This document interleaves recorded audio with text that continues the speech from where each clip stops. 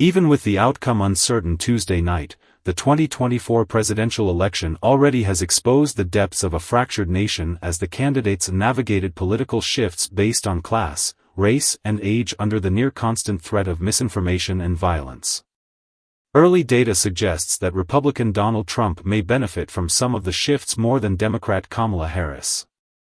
And the Republican former president may have also benefited from frustrated voters' focus on the economy. The biggest conclusions from the election so far, however, may be the most obvious. The United States is poised to elect either its first female president in Harris or its first president with a felony conviction in former President Trump, whose enduring political strength through chaos, much of it his own making, has carried few political costs so far. With votes still being counted across the country, here are some early takeaways. With modest shifts, Trump weakens the Democrats' coalition. Black voters, men and women, have been the bedrock of the Democratic Party, and Democrats have had a strong pull for Latino voters. It's been the same with young voters. But preliminary data from AP VoteCast, an expansive survey of more than 115,000 voters nationwide, suggested that the groups shifted in Trump's direction. Voters under age 30 represent a fraction of the total electorate, but about half of them supported Harris. That's compared to the roughly 6 in 10 who backed Biden in 2020. Slightly more than 4 in 10 young voters went for Trump, up from about 1/3 in 2020. Another shift that emerged was among Black and Latino voters, who appeared slightly less likely to support Harris than they were to back Biden 4 years ago, according to AP VoteCast. About 8 in 10 Black voters backed Harris, down from the roughly 9 in 10 who backed Biden. More than half of Hispanic voters supported Harris, but that was down slightly from the roughly 6 in 10 who backed Biden in 2020. Trump's support among those groups appeared to rise slightly compared to 2020. Trump boasted throughout the fall that he would get more support from Black men and Latino men than he had before. Harris, meanwhile, went after more educated voters, including moderate Republicans, repelled by Trump. It may turn out that the Trump era is not a permanent realignment of the major party coalitions.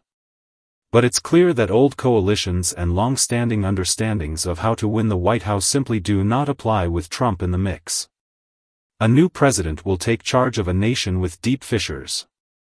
Whether Trump or Harris ends up behind the resolute desk, the 47th president will lead a nation with deepening political and cultural fissures and a worried electorate. AP VoteCast found that about 4 in 10 voters considered the economy and jobs the most important problem facing the country. Roughly 2 in 10 voters said the top issue is immigration, an anchor of Trump's argument, and about 1 in 10 picked abortion, a pillar of Harris's campaign. In a reminder of just how unusual this election has been, about 1 in 4 Trump voters said the assassination attempts against him were the most important factor in their vote. But when asked what most influenced their vote, about half of voters cited the future of democracy. That was higher than the share who answered the same way about inflation, immigration, or abortion policy. And it crosses over the two major parties. About 2/3 of Harris voters and about 1/3 of Trump voters said the future of democracy was the most important factor in their votes. That's not surprising given the realities of the Trump era and the rhetoric of the campaign. Trump refused to acknowledge his 2020 defeat and watched his supporters ransack the U.S. Capitol on January 6, 2021, as Congress convened to certify Democrat Joe Biden's victory. Trump even mused 2 days before Election Day that he shouldn't have left the White House after repeatedly promising retribution to his political enemies. Harris, by the end of the campaign, joined other critics, including some of Trump's former White House chief of staff, in describing the former president as a fascist. Trump, meanwhile, labeled Harris a fascist and a communist. Trump's criminal baggage not an issue for many voters.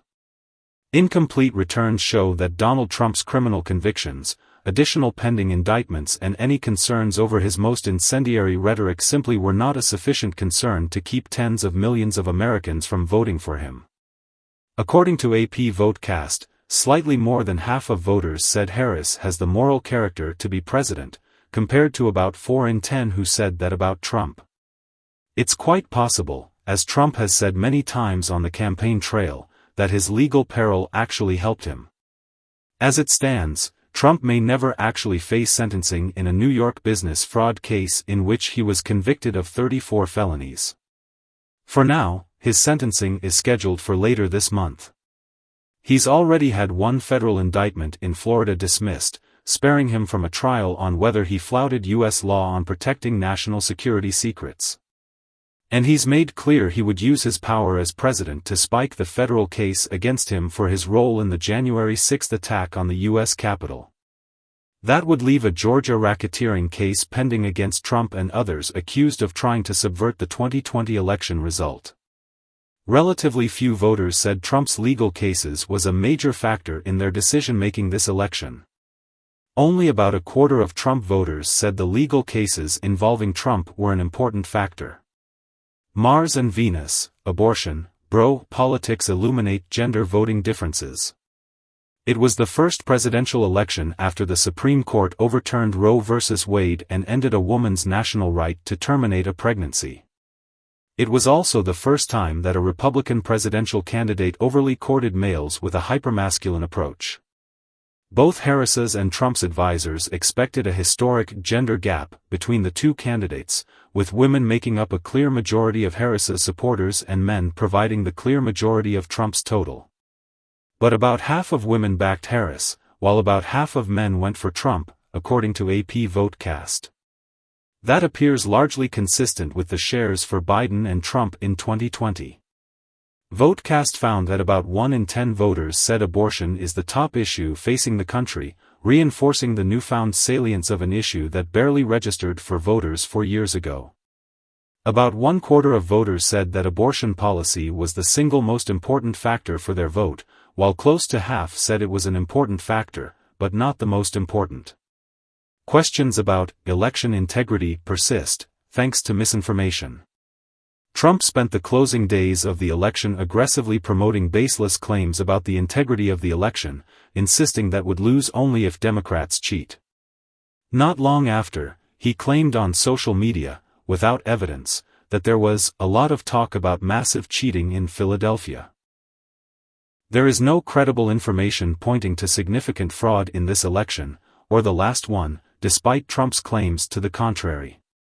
A broad coalition of top government and industry officials, many of them Republicans, found that the 2020 election was the most secure in American history. At the same time, a misinformation campaign promoting false instances of election fraud is spreading online.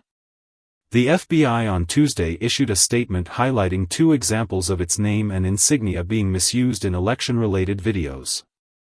One of them featured a fabricated press release alleges that the management of 5 prisons in Pennsylvania, Georgia, and Arizona rigged inmate voting and colluded with a political party. This video is also not authentic, and its contents are false, the FBI said.